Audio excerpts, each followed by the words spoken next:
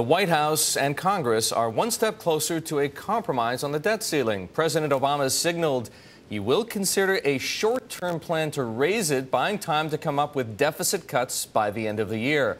But does that approach really solve the problem? Will it keep the U.S. from being downgraded by S&P or Moody's? For more, we welcome the former Deputy Director of the Congressional Budget Office, Barry Anderson. Barry is an independent consultant on U.S. and international budget issues. Barry, you look around the world and you could be a very busy man right now, but let's specifically talk about what's on the table right now. Some kind of a short-term fix on the debt ceiling front in order to buy time for deficit reduction.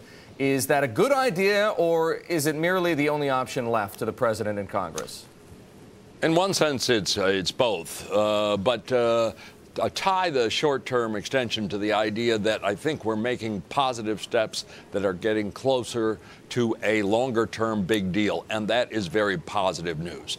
The fact that they may need to have a short-term debt limit extension for a month or even 2 months shouldn't come as any surprise to people who have been in this process before. Take a look at the deal that was done in 1990, for example, after Andrews Air Force Base. It took 2 solid months before that deal was converted into final legislation. Barry, Paul Ryan, who runs the House Budget Committee, and our own economics editor here, Michael McKee, raised some of the same concerns about the so-called Gang of Six proposal. It is so short on specifics, it makes you wonder how on earth, or how long, let's say, it would take to put the meat on the bone, and also relies on some things like the willingness of congressional committee chairmen to cut budgets that they haven't been willing to cut in the past.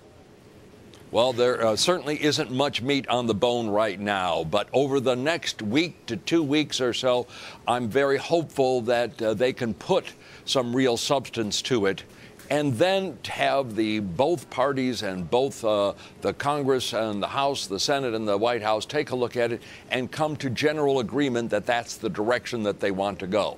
Once that's done, it may well take 2 months or something in that nature to draft all the legislation, submit it to the Congress, and have both the houses approve it and the president sign it. But that is not abnormal, and I think with that positive view of where we're going to get a better idea of sustainability in our debt, I think that the markets and the rating agencies would welcome it with open arms.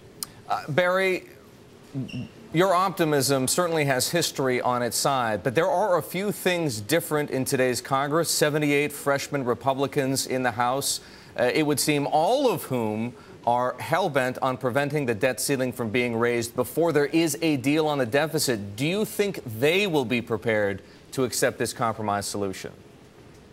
I'm a numbers guy, and I've heard that 78 number thrown out time after time and again.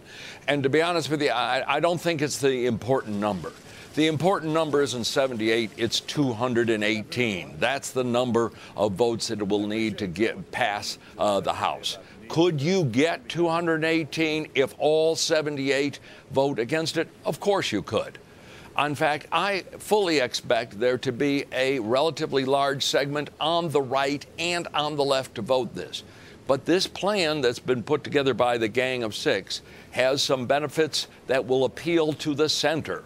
And to get 218 votes out of the House, again, I'm really optimistic that not necessarily this plan exactly as it is, but some plan along these lines will be able to get that 218, no matter what the 78 vote for or not. Barry, I know you just said you're a numbers man, so this question is appropriate in that light. Looking at the Gang of Six proposal, short as it is on details, as a CBO analyst, put yourself in those shoes once again. Will this get us to $3.7 trillion? As I looked at the plan in some detail last night, I had a lot of questions. You had mentioned Budget Chairman Ryan. He has also questions, as do people on both sides of the aisle. That plan is not there yet, clearly. But it does do an awful lot of good things, one of which I'd like to mention.